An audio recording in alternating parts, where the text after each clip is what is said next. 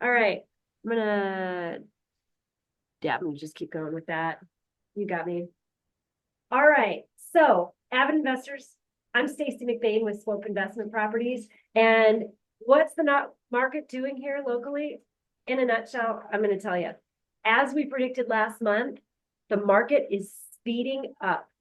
Buyers are active and getting more and more aggressive, particularly on reasonably priced homes, to the point that some multiple offer situations, escalation clauses, and things like that are resurfacing. If you're selling, aim for the sweet spot. Buyers are indeed price sensitive with these interest rates, which are here to stay. Nobody wants to overpay. But if you're priced reasonably and fair, you have a high likelihood of attracting a good buyer, if not multiple buyers. If they do have multiple offers, don't expect it to be crazy, maybe closer to 20,000 over asking sometimes, even when there's a few. There was one with 50,000 over asking. And as all of this hype suggests, inventory seems to be lacking. So that's what's going on in the market right now. Let us know if you need help navigating it. Here's what it looks like in data. Dave Rusk from Idaho Central Credit Union says that the best indicator is the 10-year Treasury yield. And if we look at what's been going on in the past year, we're right about in the middle of it. As you see, there's been ups, there's been downs, and we're just kind of right in the center of where it's all been floating around. Rates are below 7%, which we like to see. Of course, that's not the numbers of the 2000s that we were seeing. And it's been pretty level for the month of March, Dave says.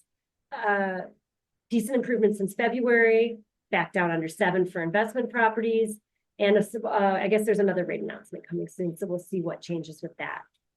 But noteworthy, his business in February and March is up 3 times what it was last year. Remember, the lenders, you got to call a lender in order to buy a home. So they're going to kind of be the first line. They're going to see the tidal wave come in before we do. I don't yet know if it's a tidal wave, but we know that it looks a little bit more flowing than it did last year at this time. And so, yeah, your rates are kind of in the 6s, depending on how you do it. And ARM loans will save you some money if you do that. High down payments will save you some money if you're able to put more down on an investment property. 40%, that gets you down to, oh yeah, you can just swap those little numbers there. That gets you down to 6.25% instead of 6.99 with 20% down. And at this market, it takes about 40% to break even or have some small cash flow anyway. So go for it if you can. I paid 18% my first. 1988. Oh, I got 40 years old. In the 80s though, right? Yeah. 18%. So in other words, we got nothing to complain about. So suck it up with the 7%. Do what you're going to do. It's sometimes good just to get into the market and be in the market. It's a great real estate, as we were talking, is a great hedge against inflation as well. So in single family homes, what we have going on right now is everything's up, whether it's prices, inventory. Oh, no, not inventory. Prices, homes sold, and days on market are up. But inventory is down both year over year, it's all up, but then month over month, inventory is down. So most things are up, inventory is down, and that's in Ada. Oh, where did Canyon County go? Canyon County was very similar, but different. But I guess we're just going to have to talk about Canyon County next month. Because instead I got all excited about United Van Lines, because where is the population moving? They all already moved here if they were going to, according to this report. Well, that's not a direct quote. What we do see is a lot of people moving to the southeast. So dark blue, the darker the blue, the more in-migration it's experiencing. And if it's yellow, the darker the yellow, that means more people are moving out. So you see, we're light blue now, and the dark blue is a sun belt, and Oregon in the sun belt. So why are people moving? They're seeking economic relief without sacrificing quality of life. and they seem to be moving toward less dense, more affordable region, such as South Carolina, Alabama, Arkansas. And so they're fleeing urban centers where the costs are rising, and United Van Lines reports the opportunities are shrinking. But what about Idaho? So when we zoom on into Idaho here, we see that the primary reason for moving into Idaho is family. And that's also the primary reason for moving out. So people mostly are moving around to be near the people they love, which makes sense. Good priorities, people. Next is job. And we have more people moving out for jobs than for in, but we do have a lot of people moving in for jobs. We have more people moving in for cost, but some people are moving out for cost. And then health, well, we're like 49th or something in doctors per capita, or maybe even 50. So they're not moving here for health purposes, that's for sure. But they are moving here for retirement. We have a lot of people moving to Idaho for retirement. And overall people appreciate quality of life. Who's moving? How old are they? Inbound, well, here it is in numbers. You can see that we have our greatest amount of people are those retirees, 65 or older. That's our highest population of inbound folks. So my mom moved to be here after I moved here, and I know other folks with that story. My best friend's dad moved here after she moved here. Her husband was here originally. Outbound, again, that's our big population. So the seniors are moving around more than anyone else right now. They also they can afford to. Yes, Carlene. I heard last week that the people that are coming into Idaho are from Washington, not California. We have we've seen a lot of Washington folks moving in. I think California already moved here. If you were going to move to Idaho, you did it like yesterday. And so, but Washington's still coming. They didn't, yeah. The last time we had those California fires, we saw them coming. So I don't know if they're just delayed or. Well, we looked at that last month and it took about 8 weeks, I think we saw that to move here, but yeah, maybe we'll find out. Because yeah. What about income? How much money do people have when they're moving here and they're moving out? In the biggest income bracket, there's more people moving in than moving out with that 150,000 or more income. But here it is in the chart. So on the lowest income bracket, more people are moving out than are moving in. Moving's expensive too. So. And we do get Canyon County after all. All right. So everything's up year over year in Canyon County. Except new build homes, they went down a little bit year over year. So there's been a little downward pressure on new build homes, I've noticed. And Canyon County has the data to show it year over year, but it's not bad, minus 2.6%. That supports those concessions we saw as well. And month over month, the median price went down a little bit in Canyon County, but seasonally speaking, things are going to ebb and flow, and we'll probably see those median prices push up as the buyers do get more frenetic. And inventory is up year over year as well. And as our days on market, but the number of homes sold year over year was down. So Drost's ADA data, Ada County fourplexes. Tony, you could probably walk us through this data a little bit. Oh, you're doing it. It's all right there. It's all right there. Okay, so the average price increased, and it's not a huge sample size, the number of fourplexes that we have in Ada County on the market right now. So one really expensive fourplex sale, which we had last month, will indeed impact the data fairly significantly because there's only 2. And that one was upscale and it included garages. And so that improves the net operating income. Days on market increased to 108 or 9 days from January because we had some fourplexes just sitting there and they were priced really high. But our gross rent multiplier has been consistent, and our cap rate in terms of the 6-month trailing average, which gives a better longer term picture, has also been fairly stable.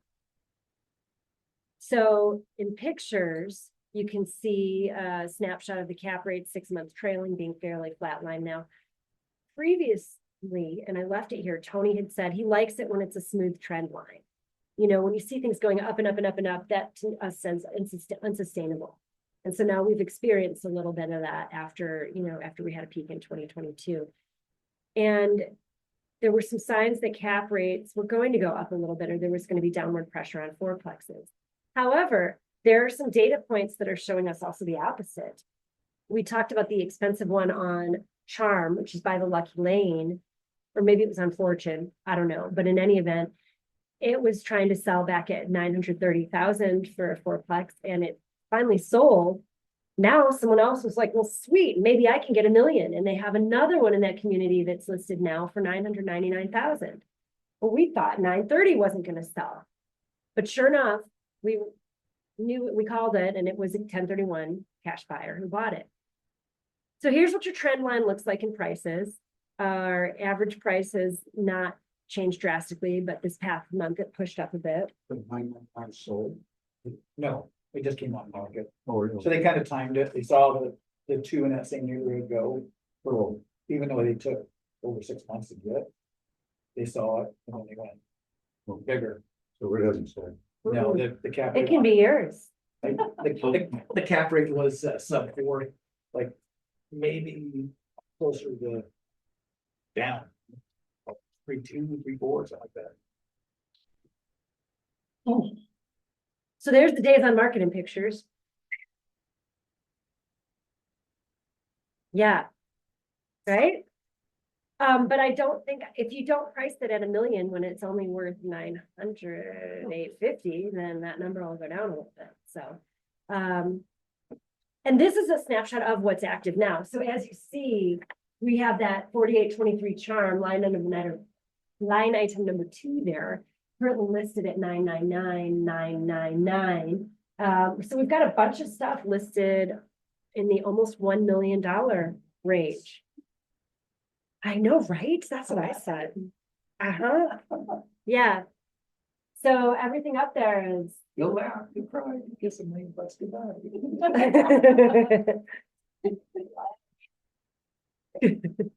And then here we go in Canyon County. So, so obviously these, well, Malad Street. Okay.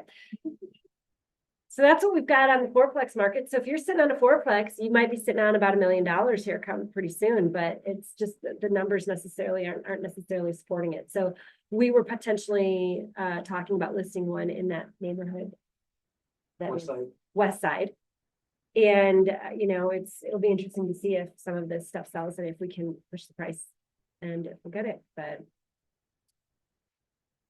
First Rate Property Management has provided vacancy and rental market data. Now, does anyone here have vacancies? Yeah, I do. I have we have it. You do. We just listed it, and we thought we listed it at a really affordable price, and I have been getting responses, but it's, you know, we're trying to rent it fairly quickly. And so it's active. It's been on the market about a week. Yes, Carlene. Let me ask you, when you go to rent property, can you, state who you want in your property? Like, I don't want anybody over 55. No, that's a fair housing violation. Yeah. You can discriminate against smokers. You can ask on the application if they smoke cigarettes, and that's not a protected class. But in general, if you're trying not to break any laws that are fair housing, you don't get to focus on who is renting the property. You can focus on your criteria, and everyone has to be treated the same. If you have fewer, That can't come in. that would be age discrimination. Yeah. If they have less than 4 units, they are still breaking fair housing rules, but they kind of don't get targeted as much. I don't know how to say that correctly, but okay. So First Rate reports that they're seeing the market heat up with strong demand across their listings. So good news if you do have your vacancies coming up, and good for you for not having one now because it's not quite the prime season yet. Last week alone, they had 64 showings among 27 available properties. Now, they don't let any of their leases expire quite yet. They do all of their releasing in the prime season. So their 27 available properties are going to be either lease breaks or new properties that they're taking on. First Rate is taking on new properties to manage. Did you say so? Okay. You did. Like. April, does it start in April for them or May? Well, it starts warming up, but typically the rental season follows the school season. So, you know, when school's gonna break, that's when. So they start looking then, and then they look to do the move during the summer, if they're gonna move then. When does it usually slow down? It's like October, I think. Gosh, it seems like that's getting pushed sooner. So August is starting to get difficult now. I don't know if that's because schools are starting sooner now or what, but like. You really need to get that thing done, because it could struggle. Then once you get into September, well, October for sure, man, it's tough. You want to try to avoid those. That's for rental. What about sales? Well, the single family market kind of likes those seasonal things about the same season. Like the multifamily just kind of depends on what's out there. If there's hardly any out there and you got something good, it's. Yeah, for sales, if you're the seller, you know, if you're trying to time it, April it feels on the early side, but there's, you know, you're also not going to have as much competition in March, April. And so right now there's a lot of competition but yet we still don't know how spring's going to settle in. By May, everyone starts listing. So buyers have a lot more choices, but May seems to be a pretty hot month, and June. And then sometimes people get a little hot, too hot. And it's like, they take a nap in June, they go like July, they go on vacation for July for a minute. And then it becomes like the last call to buy. So it sort of does some little micro ebbs and flows. But May's a good time if you're trying to time it perfectly, but I wouldn't say, you know, there's pros and cons months surrounding that as well. Strategically, I like April ending leases. Because if you're the tenant and you really are considering moving schools out, April's early enough where you still have school, you don't want to move. So the chances of renewal are a little higher. Because it's just not the opportune time to go after. And we all know turnover is the biggest expense. Early advertising has been a thing, and I experienced that with my vacancy that I forgot to put up there until I thought about it. I'm like, oh my gosh, I want someone to move in April 1st. I better get my ad up. And a lot of the folks who are looking hadn't given their 30 days notice yet, so they didn't want to move too soon. When I used to rent more stuff out, it seemed like folks had already given, like, it seemed like the people were shopping a month out, but signing 2 weeks out. And now they're waiting and not giving their notice until they found something. So what First Rate says, though, who has a much better sample size than mine, is that their proactive approach to early advertising has significantly reduced vacancy periods. So they're re-renting stuff before the previous tenants move out, and they're marketing it earlier. So I think that's the way the market's moving as well, to prevent loss of income. Okay. Well, that was our market and rental market update.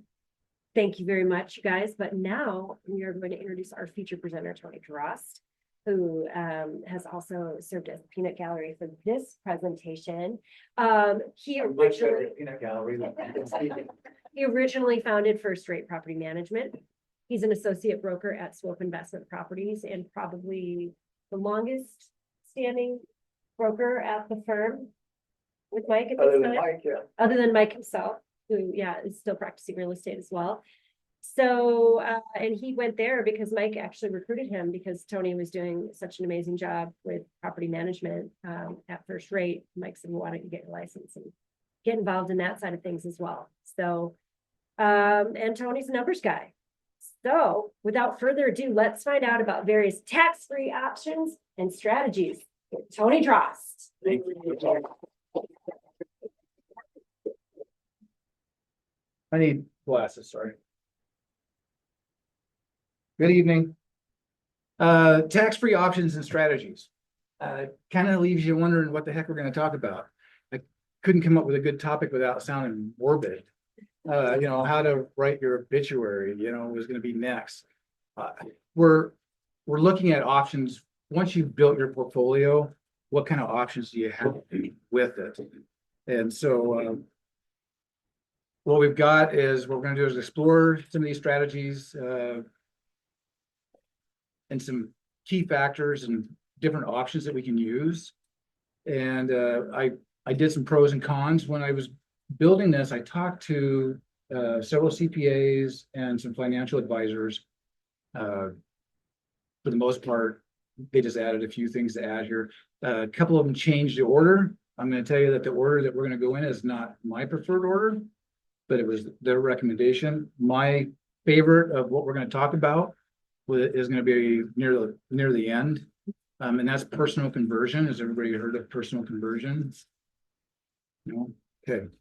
Well, it's the one thing that gets me kind of excited about what we can do once we've built these portfolios up. What can we do with them to benefit besides the cash flow and appreciation that we've made? So key considerations, tired of being a landlord. My last few presentations have talked about that. And maybe it's because I've been a landlord since I was 22 years old, and that's why I'm gray and just tired of constant problems. I gotta solve problems that somebody else created, and it never gets old. I'm ready to move on. Is the asset fully depreciated? So yeah, gosh, if you bought, over 30 years ago, you probably depreciated the asset fully.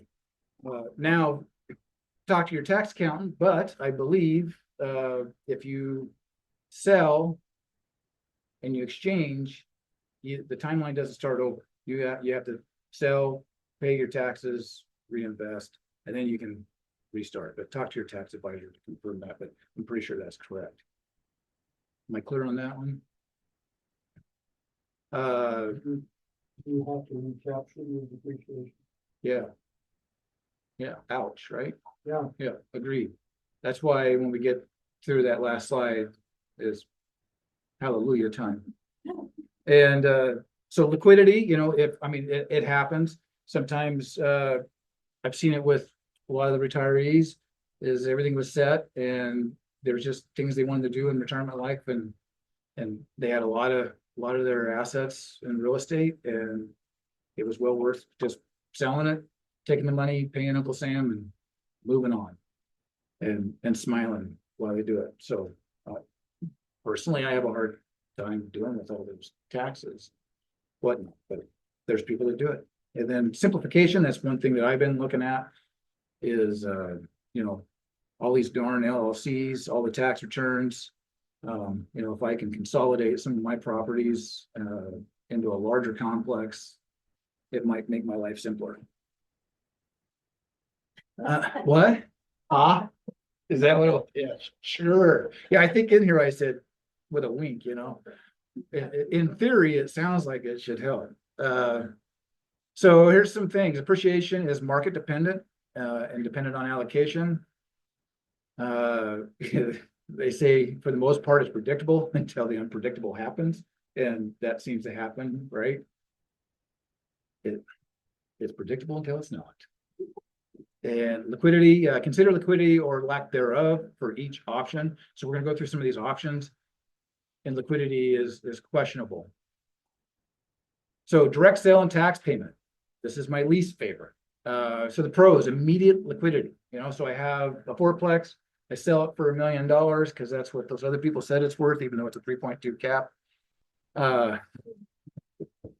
And I pay all my taxes and take the rest and do what I want with it. I can reinvest the cash into stocks, bonds, CDs, money markets, and they're probably truly a lower return. And reinvest in an opportunity zone. Has anybody dealt with the opportunity zones?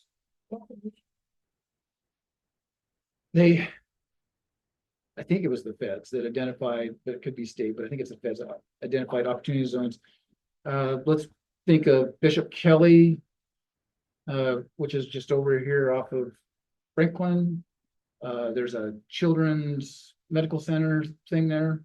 I when I saw the opportunity zones first come out, those people that were gonna build that, they were looking for a site, and I was like, here's an opportunity zone. So they got up here near nothing. You get a lot of tax-free benefit from it. Another one in McCall. Everybody know where the ice rink is?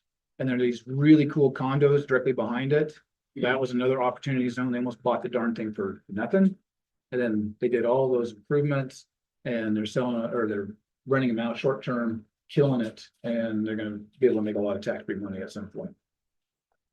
Yeah, great. So lower taxes on gains, potential benefits from tax-free growth, but you're still a landlord. Cons, you pay taxes, recapture, to exactly what you said. Your rental income ends, so we gotta remember, if you were cash flowing, you sell, that cash flow is gone. You still owe the cash. You lose future appreciation, maybe future depreciation, depending on where you're at. And you lose a step up in basis. And that's kind of big. Like if you're getting to that point where you've got your portfolio properties and you're living off the cash flow and you're just gonna hold, that step up in basis when you pass, that goes to your heirs. If it's worth $1 million when you died, and they turn around and sell it right then and there at $1 million, they're not gonna have to pay taxes. So that's kind of cool.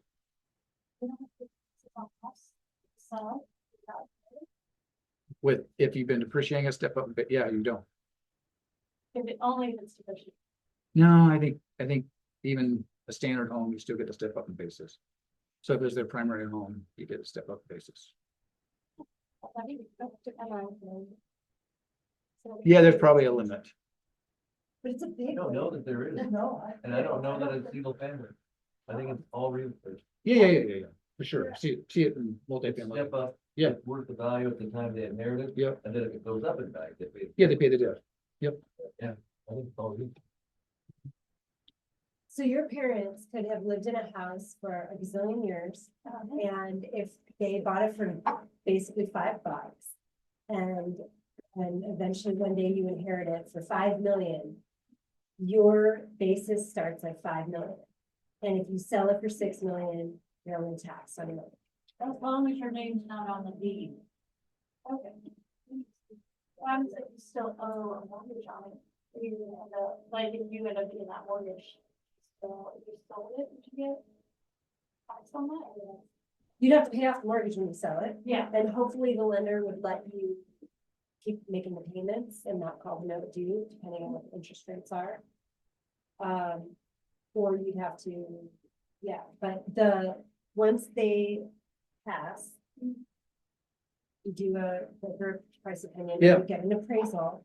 We do a lot of BPOs for people that in this certain situation, something that we do for our clients. Most accounts will take the BPO over an appraisal, but and then you just keep that, and then you provide it to the CPA. And when you sell, they have the BPO, they have the closing statement, and you're taken care of. Price. Official What is price. this going from like the front brokerage, but like wholesale wise, if I was to ever wholesale someone that inherited a house, and they got a cash offer, would they have to do taxes on it? They're the heirs that they received it, step up, right? Okay. It's just they have to step up again. No tax for them. The value of the date they inherited it is the value they need to kind of solidify.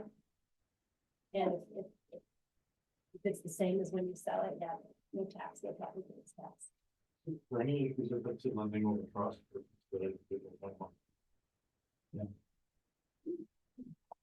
I think so, but I don't.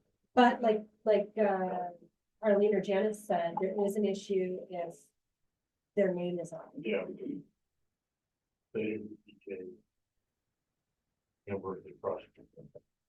I think so. If their decision, they can be a beneficiary. I'm not, Yeah, that's sure. a legal Yeah. question, but I think if they were the trustee. No, the last one we did, they were the trustee. So. Check with your advisor on that, but I think it'll be fine, but make double sure, because, I mean, it's a big money savings, so you wanna make sure you do it right.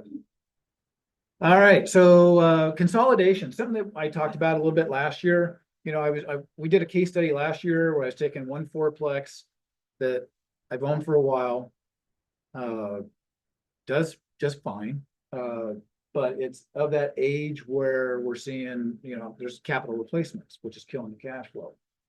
And so the case study we did last year was, and I have debt service on it. Not a lot, but I have debt service. And so what if I bought one of these newer fourplexes, sold it, bought the newer fourplex? Because the delta in the prices weren't too bad, you know, and so when I first looked at it, I was anticipating better performance out of the newer one, because I could get so much from my older one. And it worked until that debt replacement and at the current rates, and then it didn't work. So I still own the one that makes me mad every time something breaks. Yeah, what, another HVAC, you know, and you know, you used to get mad when they tell you it was 5,000, then when it's 8,000, and now it's 12,000. So looking at consolidation, I would, some of my smaller properties, the single family, the fourplexes, you know, if I can find the right smaller apartment complex, I would like that, because I think it would simplify my life a little bit. You know, you got to look at returns, you got to look at all of that to make sure it's going to make sense. I have not found anything, and I've crunched numbers on lots of different things, and I have not found anything yet. 1031. Well, I would if I can find the right property. Yeah, totally would do a change. Yes, that's the goal, is sell these, go buy this. So the cons on this, you know, like, well, the pros, you know, in theory, my workload should decrease. I think so, in theory. I think there should be some cost savings by consolidating. The cons, though, removes diversification, right? You know, right now I have fourplex over here, fourplex over there, and over here, townhomes. They're not only are they diversified within location, but they're diversified within type. I mean, lots of diversification within that group. And then I combine it all into one apartment complex, and now I don't have that diversification. So depending on what happens, that could be bad for me. Yeah. And it could be a complex exchange. You know, timing, coordination, legal, and tax. I mean, gosh, because every one of those properties I have is in its own LLC. So trying to wrap all those up and go into a single one is going to be complicated. And I'm gonna have to pay everybody to do it, make sure I do it right. And yes, you're still a landlord. So if you're getting to that point where you're just tired of being a landlord, so far we haven't come across any great ideas.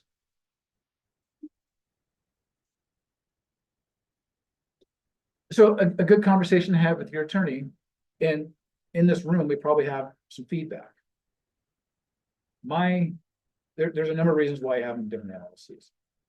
One, I do a lot of partnerships. Stacy and I own a property together. We're 50-50 partners. And so we formed an LLC. We have an operating agreement that spells out our ownership and our duties and all that, right? The other reason is for liability protection.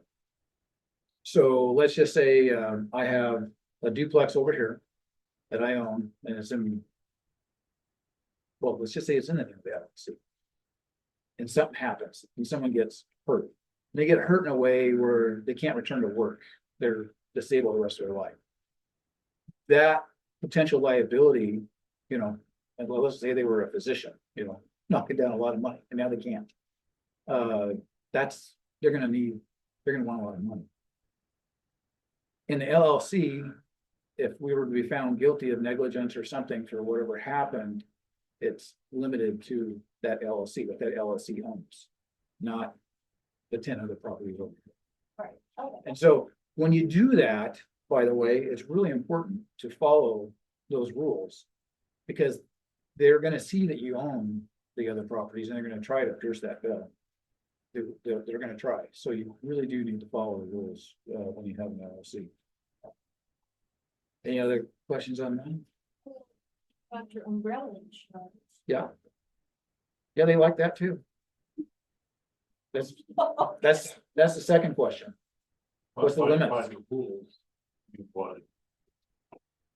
Uh. Commingling, keeping records separate. Checking accounts, they want to see a checking account per LLC, which I think is kind of outdated, but. What's the name of your insurance? So if there's debt service, you go get a loan and on a single family home, the lender's not gonna let you put it in the name of your LLC. They're gonna see it in you personally. So now it's in your name personally, then you go get insurance and they're like, well, you own it personally. And your debt service is this way, so they're gonna wanna write the insurance under my name. And that's not how I want it. I want the name. Cause I now have it, I take the ownership into the LLC, it needs to cover me personally, Stacy, and the LLC. Yes, sir. The other thing you need to be aware of is, as far as what breaking the rules, if you write letters and correspond with your LLC, you want to be sure that when you sign the letter, it's such and such LLC, and then your name as a member. Yeah. Of the LLC, because if you break the rules, then that's a de facto elimination of the LLC. And it could be a question that somebody could. My signature line on all the LLCs says, and because I have so many. I'm kind of cheating a little bit. I don't say the name of the I just say managing member underneath my name. But anytime I sign, I absolutely make sure that it's the LLC managing member, Tony Drost. Yeah. All right, I think I clicked the button, I think, okay, yeah, so we're on to this, so exchange into DSTs. Now, we had somebody talk about DSTs at AVID, right? Yes. Dan, Don, Yes. okay, and has anybody put a lot of research into these at all?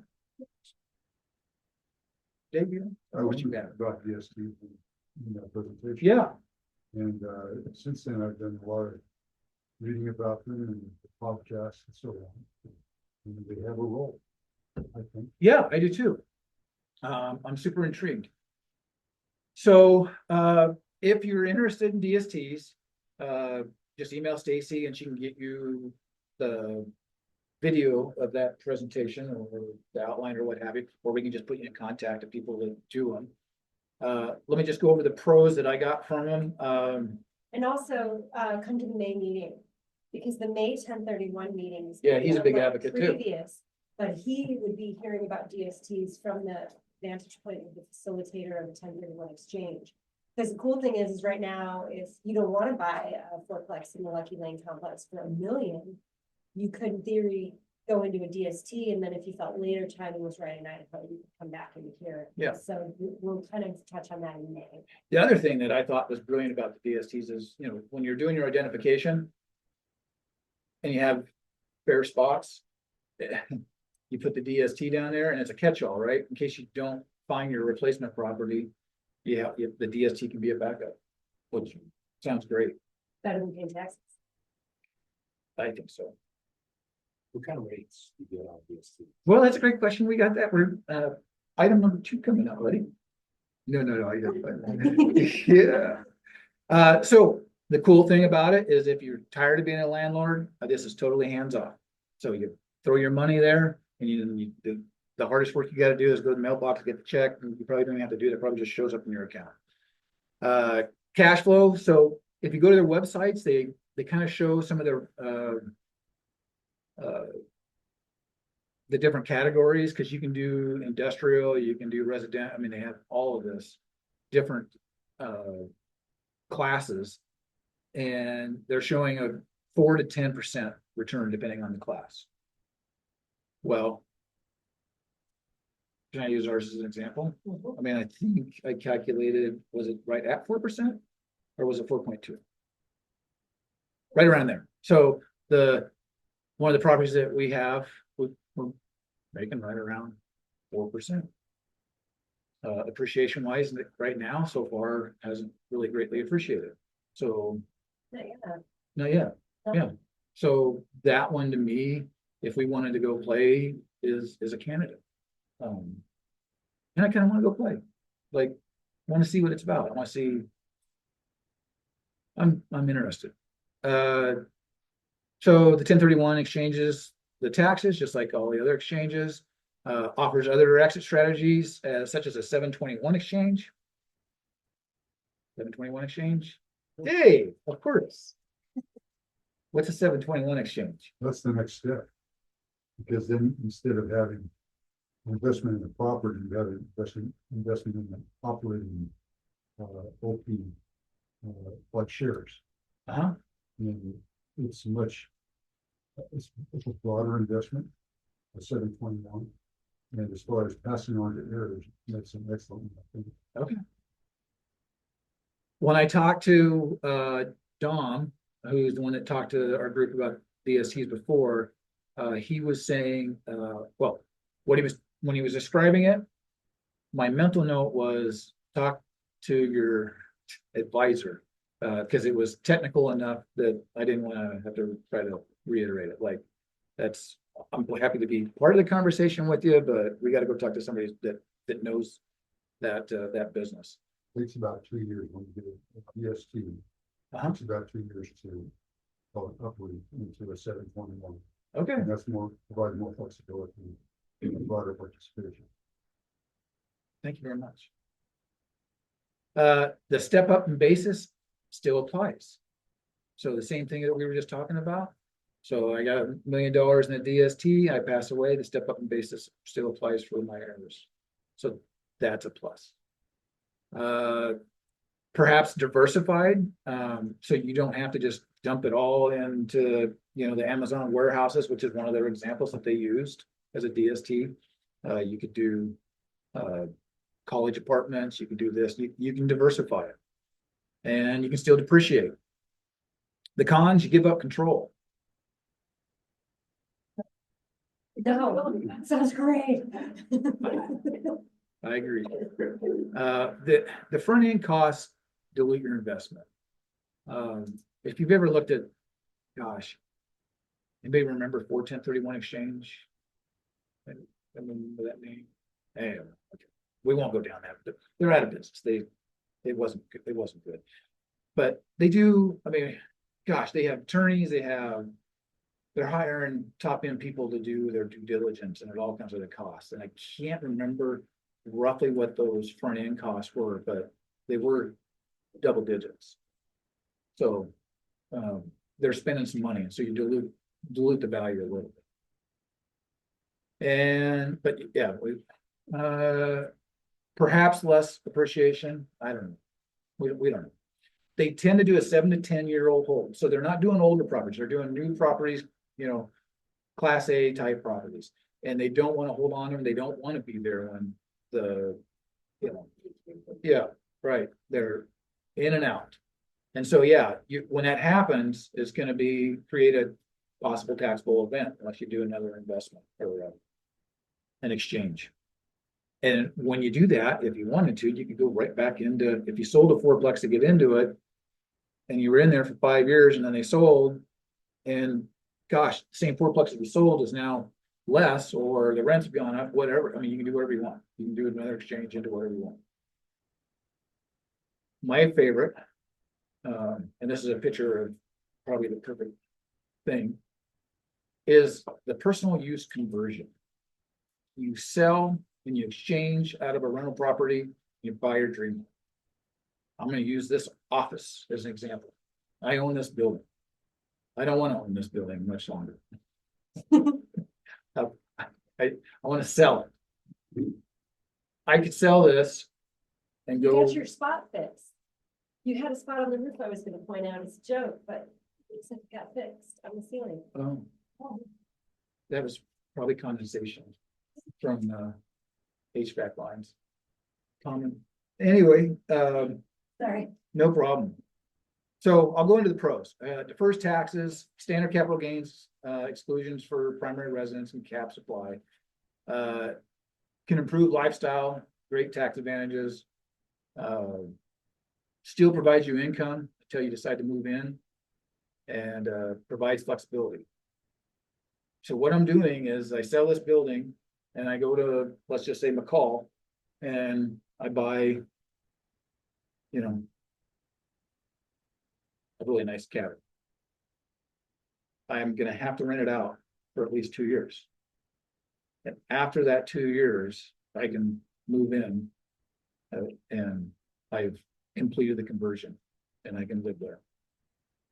Now, when I go to sell, you know, you still have the gains and the typical exemption. So you didn't get out of it totally, if there's more gains after, but you're able to take that rental property and convert it to your personal use.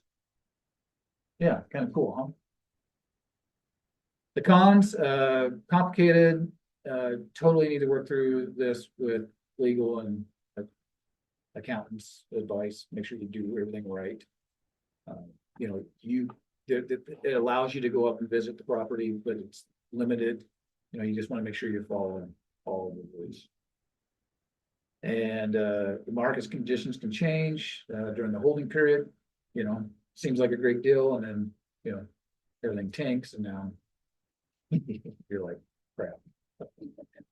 Should have kept fourplex for the office building.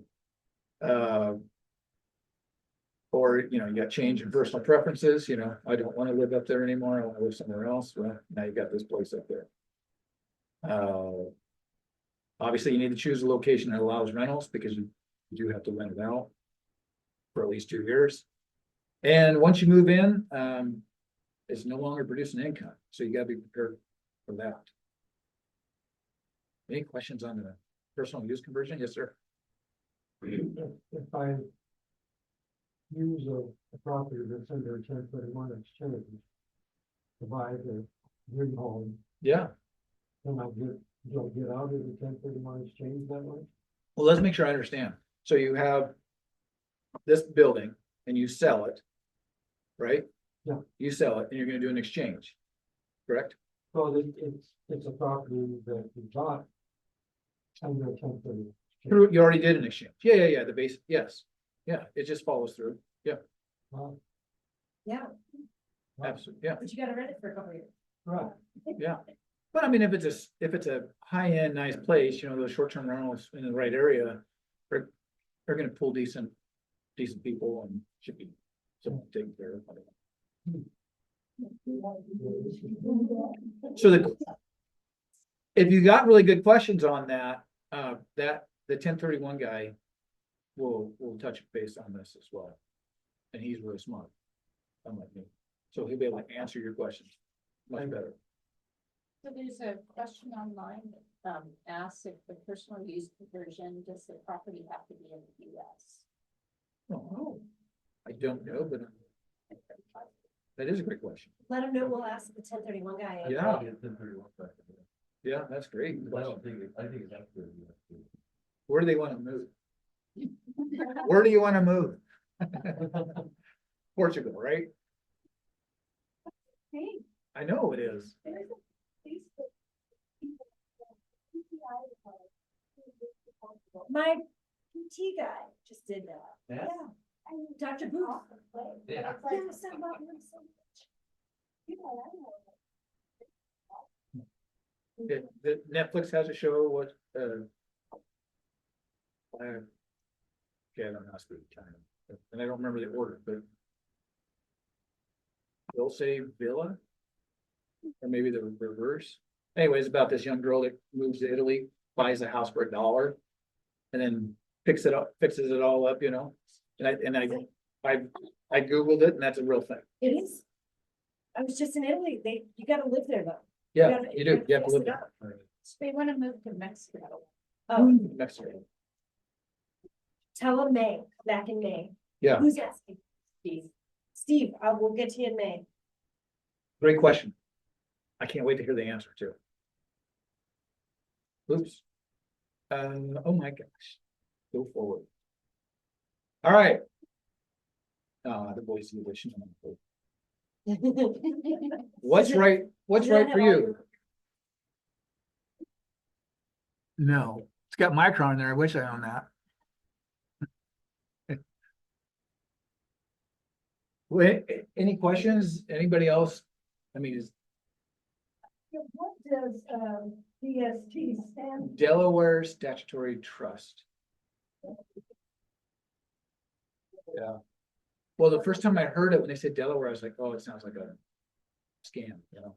But way back in the day, when we first did our LLCs, for whatever reason, they were all based out of Delaware. And it felt wrong. Of course, that's where Idaho Power is. Is it? Yes, That's the name? Idaho Power Company is a Delaware corporation. Because it was so easy, right, to form? Isn't that why they, I think, I don't know, man, it's a little tiny place. It's like Montana. You ever notice that the $5 million cars have Montana license plates on them? You don't have to actually live there. You can have an entity in Montana, buy it, and then you don't have to pay the sales tax. So when you're buying $5 million cars, that's a lot of money.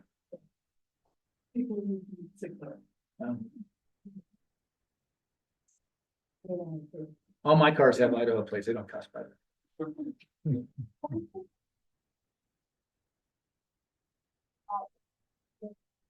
Yeah, I wondered if I did that, kind of doing that. It would sure absolutely have to be, wouldn't it? It is a territory. yeah, I think so, but I don't know, but. If you can compromise, but Mexico's not on the list, I could try to. Didn't Mike invest with Ryan and Joe in Nicaragua at some point? And wouldn't that have been a 1031, or do you know if that? I don't know if it was a 1031. Okay. Yes, ma'am. So I've only been in real estate for 3 years. Everybody knows what this is. It's 1031. Sure. We're talking about it a lot and I have no idea what this is. Great We- question, Jordan. We just abbreviate it. We call it 1031, but it's longer than that, and it's referencing a code in the IRS code that allows you to sell one property for a like property. When, I mean, the guy, is he gonna, do you know what class he's, I mean, because it's a short period, so he Yeah. probably won't get too deep, but if he brings the handouts for the long class, I think that would be very beneficial. Anyway, he'll go into great detail, but it just allows you to exchange tax-free from one property to another. It's kind of, Basically defer tax. yeah, You don't have to pay tax on that sale. It defers to the next property. So is that kind of like first strategy that they use? Like you refinance it, you take back you buy another property? we can't take food out. Yeah, no, it's not. That's another strategy, but like Burr, it's a strategy to make stuff happen in real estate. And what this does is it basically defers the tax you have to pay on profits, which is actually shockingly high. You know, you could be paying, if you make money, like you just made money on flip, and the IRS is gonna have at you. And next year, you're gonna make way more money on even more flips next year. And all of a sudden, you're gonna realize you're paying 30% on these flips. Whereas if you decide to keep one and you 1031 it, you get to, just like an IRA, keep investing the whole pool of money. But you're pushing the tax down the road. Unless you defer and defer and defer until you die, and then your heir is gonna step up in basis. So there's a real cool thing. Hit me up for our 1031 exchange AVID video. I'll Okay. send you that, and it's pretty cool too. Okay. When you were saying that you bought a house with a 1031, you can buy that from someone else. You're just buying it using the profits from your previous real estate. Gotcha. Okay. So it'd only be if you bought and capped a house and then sold it and made money on it, instead of you've got 180 days to identify, to put all that money into another property. Oh, basically, and then you don't get any of it in your pocket, and what you get, you pay 30% on, but the stuff you reinvest in real estate is tax deferred. Okay. Mhm. So this ended up being a really good topic to have. I'm glad the guy canceled, because now you guys are gonna have a lot more questions for me. So Steve's saying that the 1031 does need. Oh, okay, it does have to be in the US. Is that Steve Wojcik? No. Well, thanks, Steve. Okay. What about Puerto Rico? Can you ask that? Steve, because it's a territory. That makes sense, right? Pretty close. All right, Tony, will you click the slide To what? to the next one, the one that Oh, you good didn't make? gosh. Oh, I'm sorry, I didn't know it existed. No, this is okay. This is where we do the thing. This is where Stacy does the thing. No. And I smile. Avid investors here and on Zoom, thank you so much for attending Tony Drost from Swope Investment Properties and the Boise Investment Properties team presentation on tax-free options and strategies and things that we can do in real estate. When is it time to think about your next step in real estate? Well, once your asset is fully depreciated, that could be a trigger. If you're sick of problems, that's another option. Or if your heirs don't really care about real estate and you don't want to give them the problems, or this is a time you might want to look at what are the other options? What's the next level for you? And we talked about 4, and each of them has some pros and has some cons.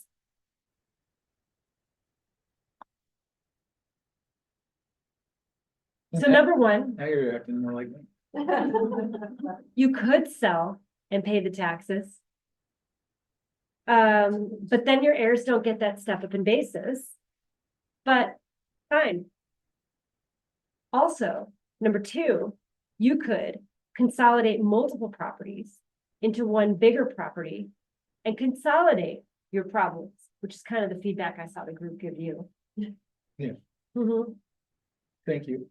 Number 3, you could consider a Delaware statutory trust. And that would be a way to keep your powers of 1031 exchanging, but to do it in a manner that becomes a lot more passive, like the stock market, instead of semi-passive, which is how we describe real estate. But we all know what that means is it's passive until it's not, and then it's a pain in the butt again.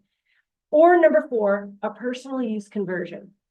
And this year in Tony's presentation, it seems like that's the direction of leaning. And that's where you would take the rental or the office building that you have here now and buy the nice cabin in McCall. And then after 2 years of renting it out, you can go ahead and move into it. And while you lose the income, you enjoy the fruits of your labor. And you don't have to deal with the property management and any of the headaches. And what are we all doing this for, if not to enjoy the fruits of our labor?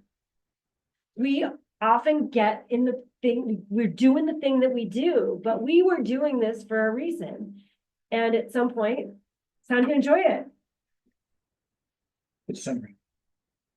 All right, All right. avid investors, Tony Drost. Thank you very much.